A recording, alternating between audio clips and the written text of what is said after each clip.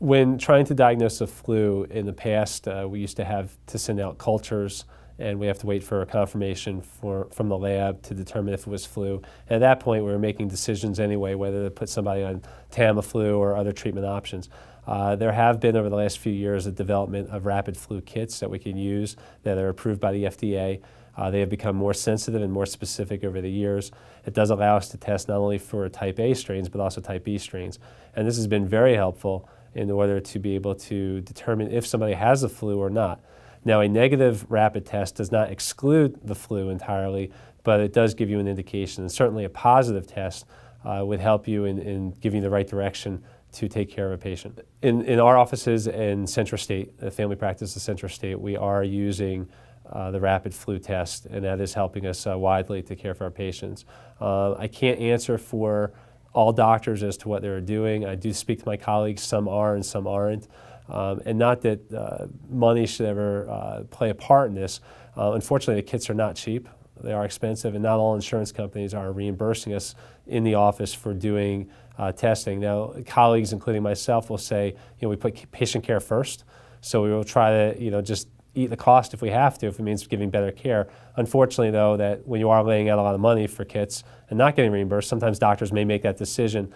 In an era like this where we are in an epidemic, quite honestly, if someone has a flu or flu-like symptoms, you're going to treat them the same as you would as if you confirmed it with the test anyway. The flu tests that are available in our office, I feel, are very accurate. And when someone has a positive test, I believe it and treat the patient accordingly. If it's a negative test and they still have symptoms that are highly consistent with a flu or influenza-like infection, then I will still treat accordingly.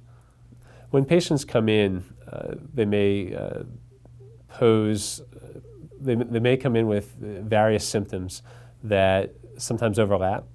And what we've seen over this past several months with the concerns about enterovirus, about Ebola virus, about the flu virus now, in this area in central New Jersey, we had a hepatitis A outbreak.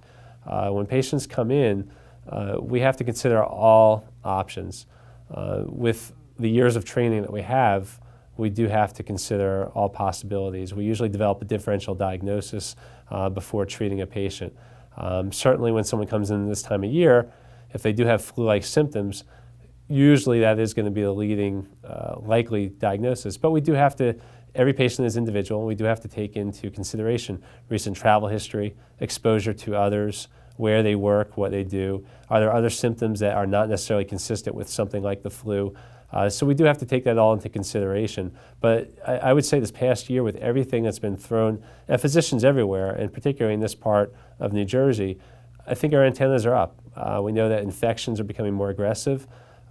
People are traveling more than they ever have.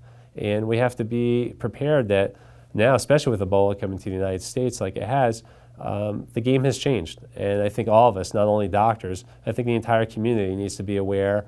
Definitely seek medical attention if you're not feeling well, and don't be afraid to ask questions, whether it be on the phone or coming in, or many physicians are now interacting with patients via other technologies such as email or texting under secure methods.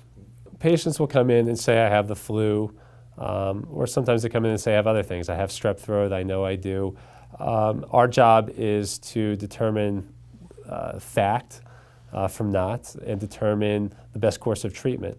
Unless you do the actual test for the flu, or culture somebody, or do a test for strep throat, you can't 100% confirm that. Many symptoms do overlap. Flu will overlap with other viral illnesses. A strep throat may overlap with other causes of a sore throat. So our job is to determine via medical evidence, via our exam, via the history, what the most likely diagnosis is. So if a person comes in and says, I have the flu, and we do a rapid flu test, if it's negative, a negative test does not exclude the flu, but based on the patient's history, based on their exam, based upon the doctor's expertise, there would be a decision as to how to treat them.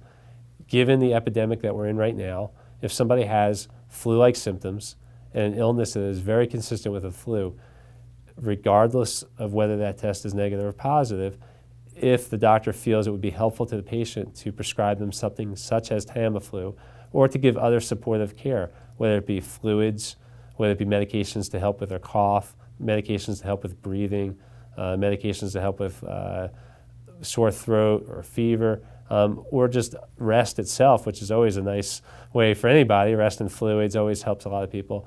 That is what we would do, and it's an individual approach with every patient.